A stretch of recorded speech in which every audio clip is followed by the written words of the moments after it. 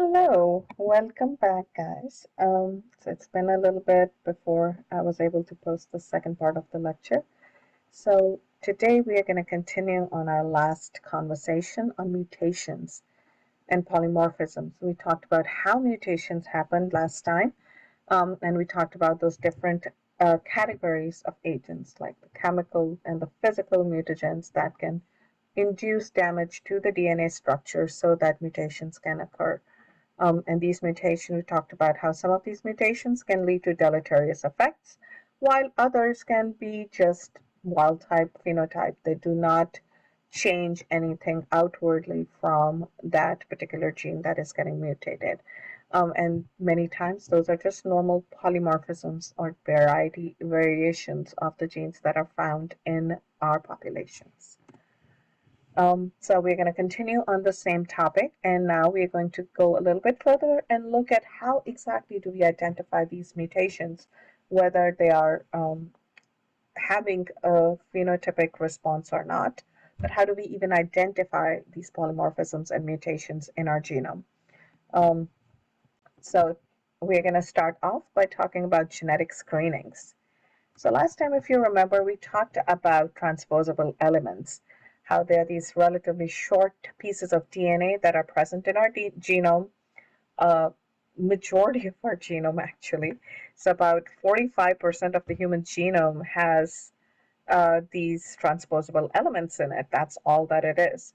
And these are also called jumping genes. They encode some proteins in some cases. If they do encode proteins, they're all going to be related to its own function of this jumping, right? Transposition that they perform. So they may include genes that code for proteins related to reverse transcription, so reverse transcriptase, which is an enzyme, transposase, which will allow it to cut out of where it is at that time, or allow this process to occur, and then integrase, which will fix it back into a different part of the genome or in another portion of the genome. Some will code these proteins, and those are called um, autonomous transposable elements, while others don't code any of these proteins, and they are called non-autonomous, and they can only move or transpose if they have these enzymes provided by the autonomous transposable elements present in that genome elsewhere. These enzymes can be used kind of regardless of which transposable element is making them in many cases, because they're recognizing conserved sequences.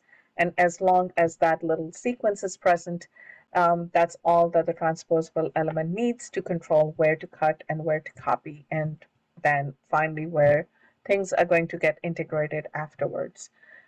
They are a very, very important force in how our genomes evolve and change over time, because they are one of the main force that leads to duplications, disruptions, mutations, deletions, and even rearrangements of genome in areas that have these transposable elements in them.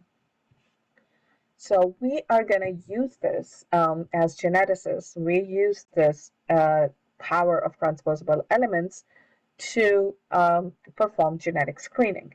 This process is called transposon tagging.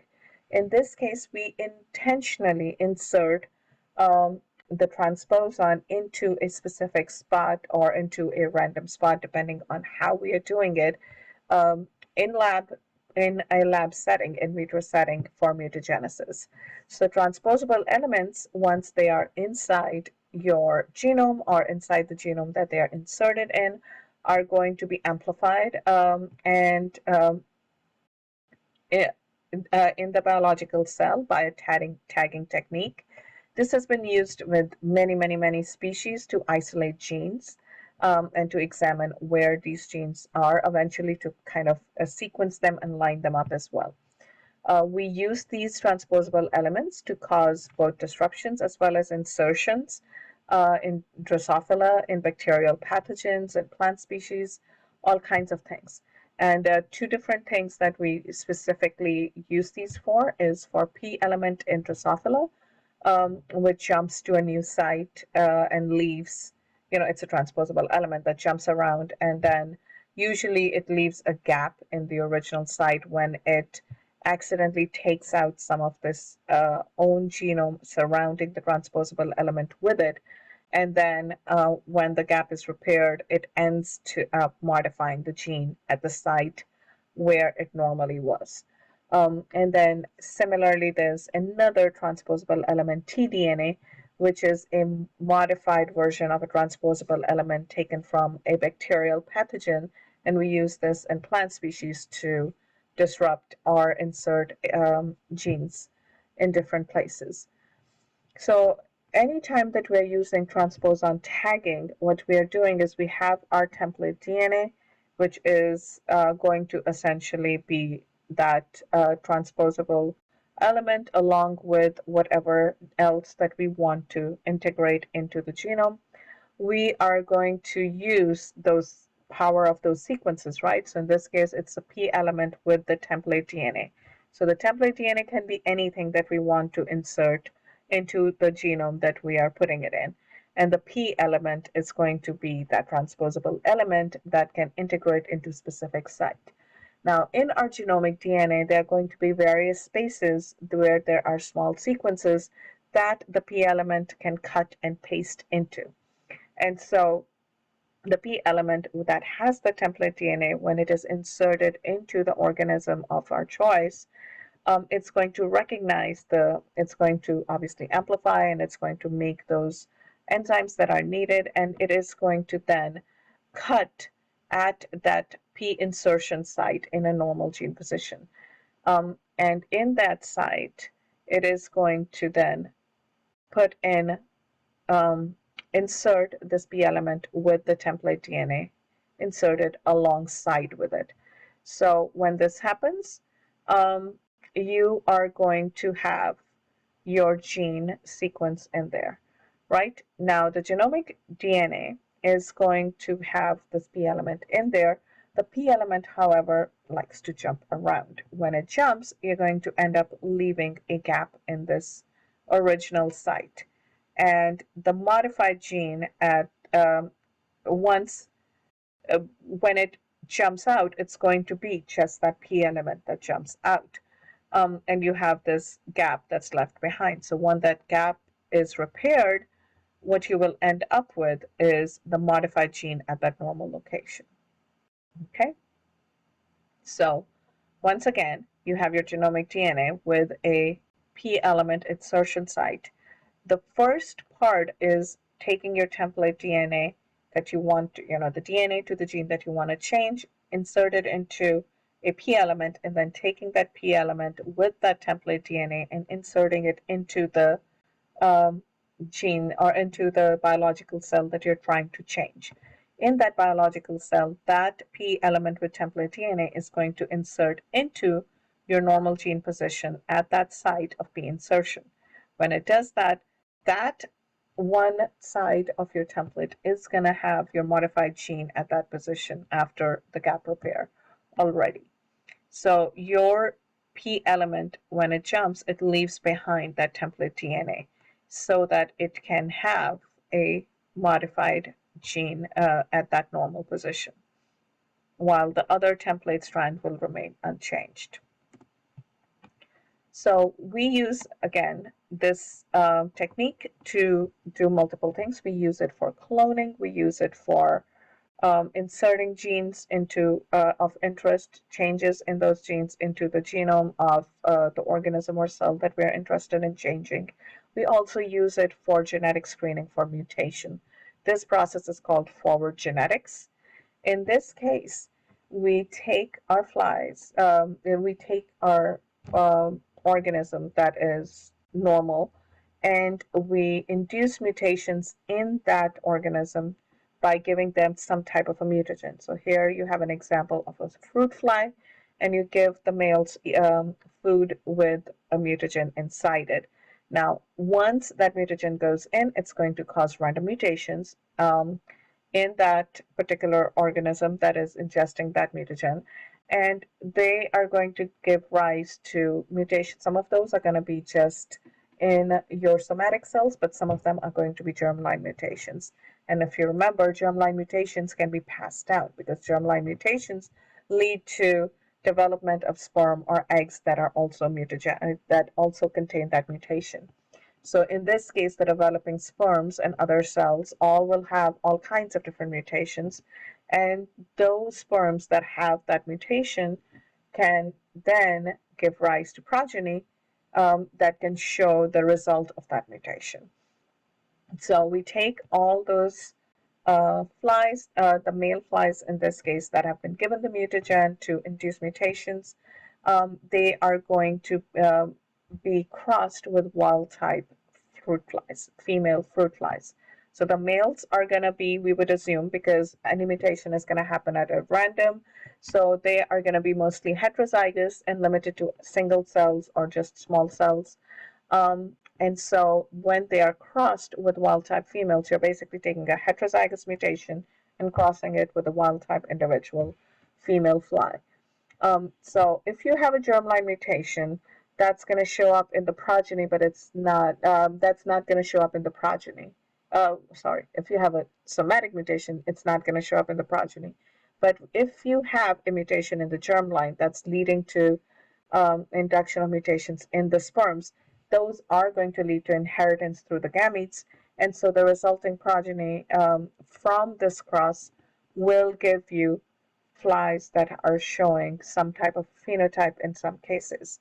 So the mutations that are of interest to us are going to be obviously that are either homozygous or hemizygous through controlling the mating of this progeny, right? So we have to do a second mating with this F1 progeny to see how we can get homozygous mutations of each of those particular types. So here are some examples where you have the original male fly that has been given the mutagen. They are developing sperm where, each one of those have different types of mutations and they're going to be considered heterozygous. They are crossed then to wild type females. The offsprings that you get are each going to have a different mutation. And then when those offsprings are individually crossed again, you are going to then lead to creating inbred lines of new mutations that will contain some type of phenotype, and each of these lines would be considered to have one type of mutation. Now, if the homozygous is not lethal and it gives rise to some type of phenotype, maybe even deleterious or not, if they are alive, they would show up in this population when you create these inbred lines. If you have a homozygous that is lethal and cannot give rise to live progeny, then you may only see heterozygous individuals in the progeny that you have at the end of the day. But once you have made these inbred lines, you can then exactly look for the mutations and see where they are. These can help us, in this case, figure out if those mutations can lead to a normal function of the affected genes, or if they are going to lead to some type of a phenotypic response that is going to be deleterious for the organism. So what are the different type of mutations that can happen when there's just a small change? Remember, before we talked about mutations on a chromosomal level, so those were large mutations. There were deletions or insertions of, segments of DNA, not individual nucleotide. Now we're going to talk about point mutations, which is a change at a single site, a single base pair, single nucleotide. So we are going to look at what different types of mutations can they be. So in this particular example, a pair is your normal sequence, which is basically no mutation, wild type sequence, which is TTC, that gives rise to AAG, which gives rise to lysine, which is your amino acid that it codes for. And a silent point mutation, which is the first type that we'll talk about, the nucleotide change that happens, in this case C to T change, will lead to amino acid change, will not lead to an amino acid change at the end, even though the sequence changed at the DNA level. When we got to reading the codon, the AAA, because of that wobble nature at that third site, third base pair site, still gives rise to a lysine. So in this case, we still have the same normal sequence and no effect will be seen, which is why it's called a silent mutation.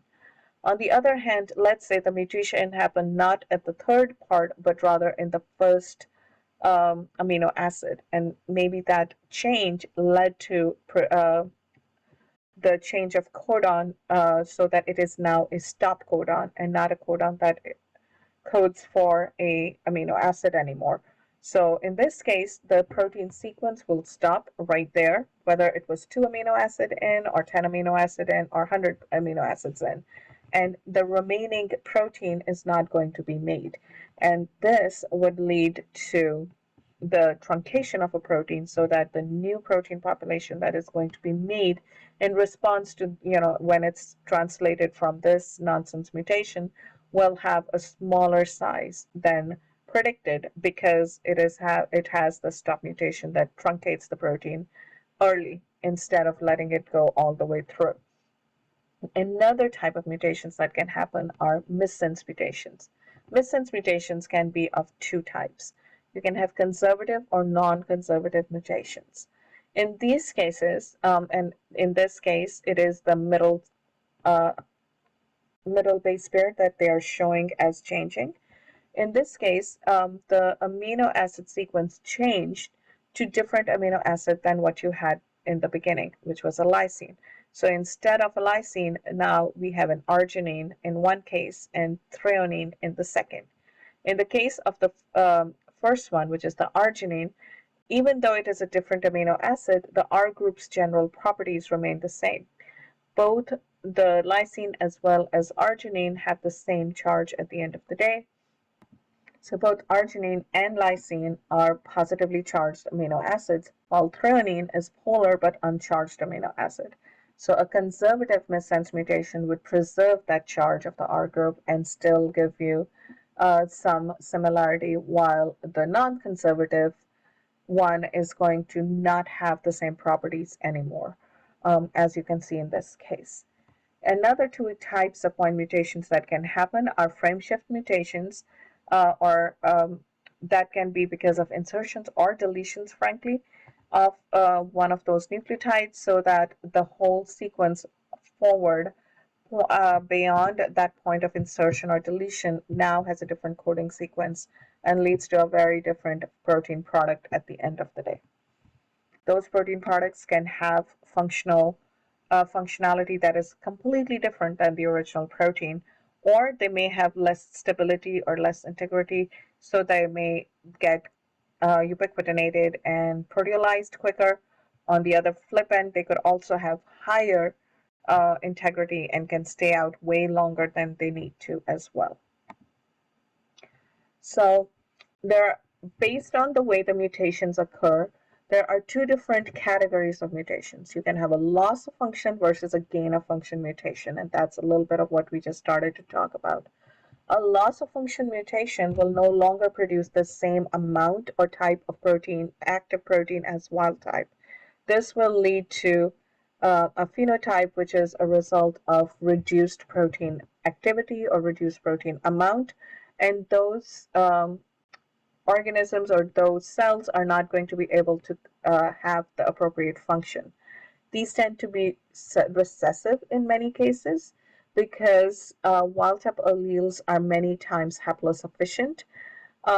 And so if you only have one active gene sequence, it's many times enough to still just take care of enough protein. It's just going to make the protein until you have the levels that you need.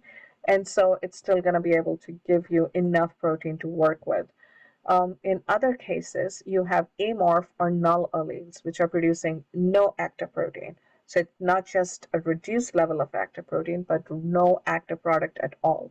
If you don't have any active protein, you don't have anything to work with. So it's going to be a complete loss of function.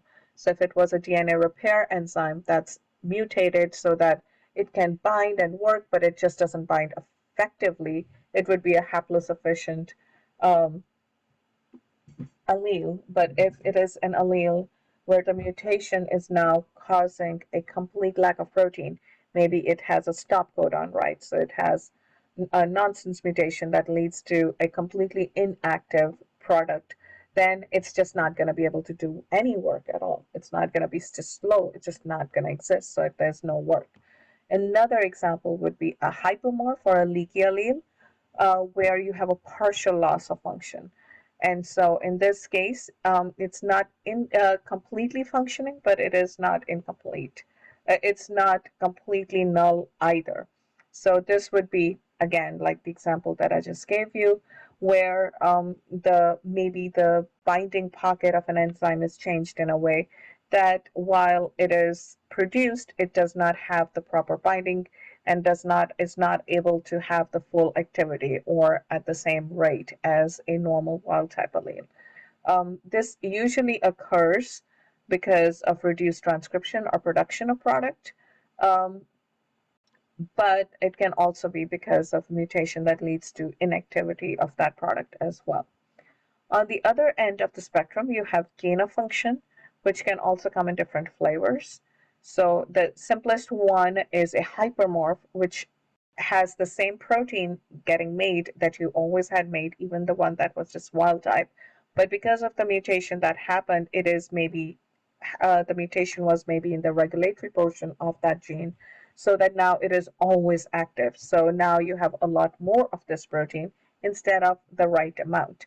And that can lead to a lot more active protein present there that can lead to deleterious effects in many ways. Another would be a neomorph, in which case the protein properties changed in a way because of a mutation that now they have a completely new function entirely.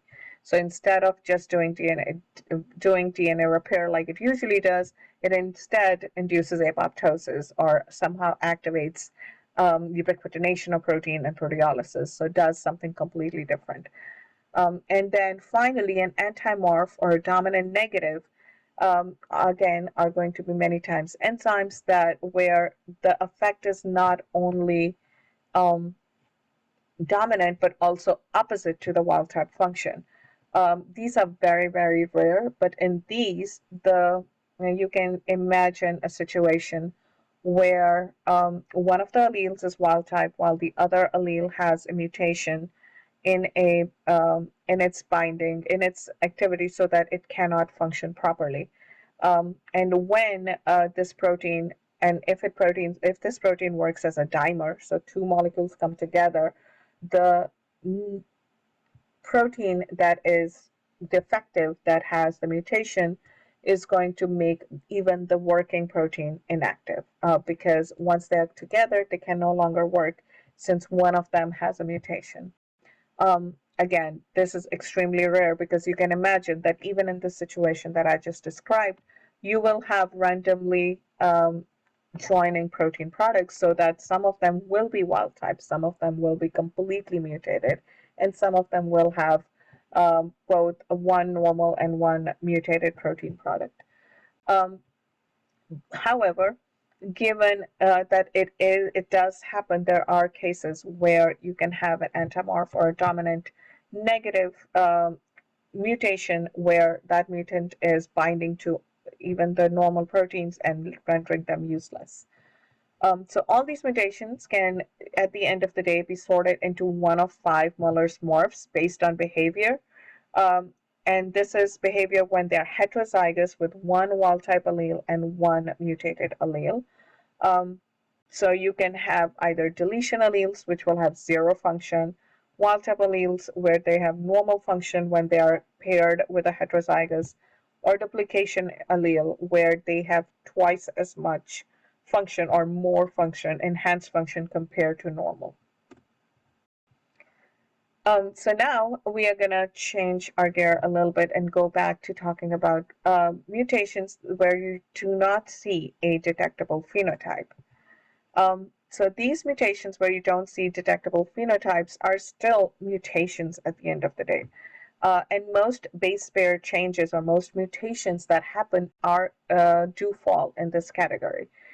These are silent, what we call silent mutations or silent changes, because they do not lead to a phenotypic change. Now, it doesn't have to be a mutation right in the DNA sequence of the gene that is coding as well.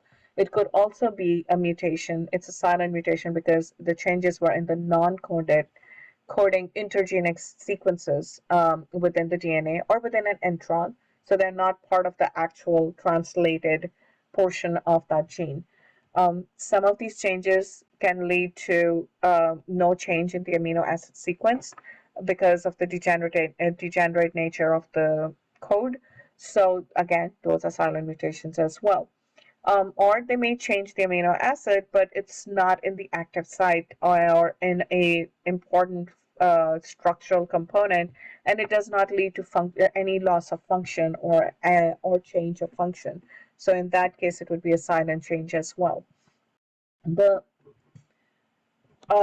other ways that mutations can be without detectable phenotypes is actually a little bit more than just a simple where the mutation occurred or in what way it occurred. It could also be because of the environment that that particular organism is or cell is housed in or living in. Some environments, some genes are not active in certain environments. And so, if that gene was mutated, you may not see the effect of it unless the environment changes. So, maybe if an organism's normal environment will not have any effect, will not show any phenotypic change when there's a heat shock protein that's mutated. But as soon as you switch it to higher temperature, you may see the effect of that particular mutation in that environment in its inability to adapt to those changes. So that is one major reason why we may not be able to see a change, a phenotypic change from a mutation that has occurred. Another one that can occur is because there's a lot of genetic redundancy in our genome. So many times there are backup systems in place. There are other genes that do very similar function or the same function. And because you have more than one locus, more than one gene that is performing towards that function or towards that phenotype that you're observing, having a mutation in one of those loci may not be enough to see a phenotypic response because there would be enough backup systems in place to control that.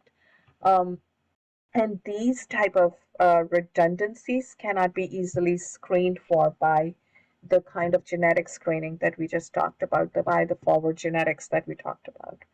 Um, Another thing that we can see with mutations is the flip opposite. So you have protection parts in phase, right? You have protection systems in place to remove, to protect important functions, right? To have genetic redundancy so that you can protect those important functions. You can also have some phenotypes where you have essential genes or that are so important that if they are mutated, you are never going to be able to survive those changes. And now these may be able to survive if they are heterozygous.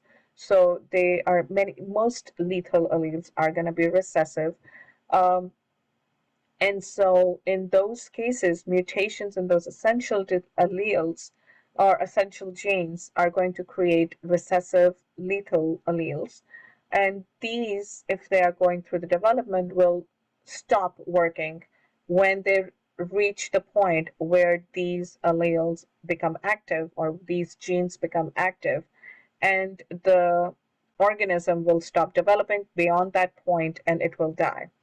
So if you have an embryonic lethal allele, that means that it is required for some part of development, and obviously once that developmental milestone is hit, it's unable to get past it because that gene is mutated, then you're gonna not never see the effect of it because you will never see an organism that shows those mutations in a homozygous form. So they will go completely unnoticed in a typical screen that we perform. Um, so this is again important in phenotypes where they're part of the developmental process and they only become active at certain points in development. If those mutations happen past that point of development, then the organism can survive. But if they happened before that point of development, and they were required to process that development, they will not be able to go there ever again. Another example is, in here, which I didn't talk about, is the phenotypes that happen after a certain point in development where you can't see it. So I cannot see the color of a flower at the seed stage, or when they're just leaves on the plant, or even sometimes at the bud stage. And I have to see the flowers bloom before I can see what color they were. So there are certain phenotypes that you just can't detect until the plant or the organism get to that level of maturity in their actual life cycle. So we'll talk about how we can categorize these alleles in various phases and see if they can interact with each other or not. So one of the ways that we do that is by looking to see if two genes interact with each other and lead to a response is by running what we call complementation test. So this is important when we're looking at these genes that are kind of combined, multiple genes in a pathway that give rise to a particular phenotype. So here in this example, you have two genes that together give rise to a pigment that you see in the flower color. So this is a two-gene biochemical pathway for pigment formation. Now you can have, multiple genes, many genes in a pathway as well to give a final response. However, in this case, if you have mutation in either one of the genes, gene A or B, you will lead to a flower with no pigment, so a white flower. It doesn't matter which one you're looking at. So you need to kind of know. So just having mutation in gene B, you would get a white flower. Gene A, you will get a white flower. So we need to have a better way to organize them to know which one is where in the pathway. So one of the things is, so there are two ways that we can do that, right? But before we can even get to that point, first of all, we need to know if there are two different genes that are controlling pigment formation, or if it's a single gene that is controlling pigment formation. So the complementation analysis does just that. It tells you whether there is one or more than one gene in a pathway for the phenotype that you are examining. So in this case, if we were to take independent white flowers and independently derived mutant white flowers, and we cross them together, and we always got a white flower, then there is no sign of complementation. And in that case, it would be because of a single gene effect. However, if we take independently derived mutants and some of the times we end up with a purple flower, while other times we are getting white flowers, then there is complementation within the process. And that is going to lead, that tells us that there are more than one genes involved in that pathway for pigment formation. Okay, so in case one, you had no complementation and you always got a white flower. So it was always going to be homozygous for this recessive gene. However, in the second case, as long as you had one of the wild type genes, you had a purple flower. And in both, one wild type in one and the other second wild type in the other, you got a purple flower. And so you knew that there were more than one genes involved, because sometimes when you cross these two white flowers, you were able to get a purple flower. So these would be two separate genes or non-allelic mutations. When there are mutations in different genes, different loci, then they're called non-allelic mutations. While in case one, you had what we called allelic mutations, where it was the same gene locus that was mutated in both flowers, that we were in the both parental flowers. So this is, like I said, resolved using the complementation test. Now, finally, we are going to look at an example of human genetics, with the most common being cystic fibrosis. Now, cystic fibrosis has many different types of mutations that have been identified Some of them have more deleterious effects than others. Some give mild cystic fibrosis symptoms, while others make it a lot more reduced life expectancy, as well as a lot more rougher symptoms. So a non-cystic fibrosis, a normal patient, is going to have a very it's going to have its um, pathway completely normal and completely stable. So in a normal individual, the CFTR protein is essentially a chloride channel that is going to be made inside the cell and then transported through trafficking to the cell surface, where it will maintain the water salt balance. And it's especially extremely important all throughout our body, but especially on the surfaces of our airways, like our lung. Um, so there are several different classes of mutations. There's 6 classes of mutations, depending upon what mutation has occurred. So in the first case, the mutation that occurs leads to no synthesis of the protein. So the protein is never made.